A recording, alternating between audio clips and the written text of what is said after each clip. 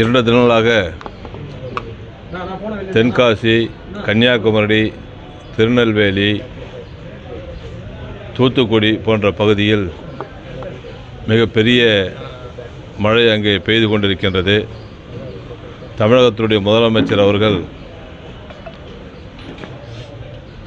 நேற்றைக்கு முன்தினம் மழையால் பாதிக்கப்பட்ட மக்களுக்கு நிவாரண உதவிகள் வழங்க வேண்டும் என்ற ஒரு உத்தரவை பிறப்பித்து அது தாம்பரம் மாநகராட்சிக்கு நேற்றைக்கு காலை 5 மணிக்கு அந்த உத்தரவு மாநகராட்சி ஆணையர் மூலமாக செய்தி வந்து தாம்பரத்தில் இருந்து லாரிகள் மூலமாக தாம்பரத்தில் இருக்கின்ற இந்தியன் ஏர்ஃபோர்ஸ் ஹெலிகாப்டர் மூலமாக துரிதமாக தாம்பரத்தில் இருந்து அந்த பகுதிக்கெல்லாம் பிரெட்டுகள், பிஸ்கட்டுகள், வாட்டர் பாக்கெட்டுகள், அரிசிகள், கோதுமை, மைதா உள்ளிட்ட பொருட்கள் நேற்றைக்கு காலை 10 மணிக்கே ஹெலிகாப்டர் மூலமாக சென்றிருக்கின்றது.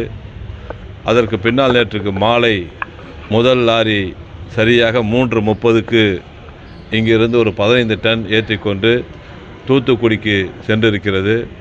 அதுபோல் நேற்றுக்கு மாலை 7 மணிக்கு பெரிய லாரிகளிலே வாகனங்களிலே அது சென்றிருக்கிறது.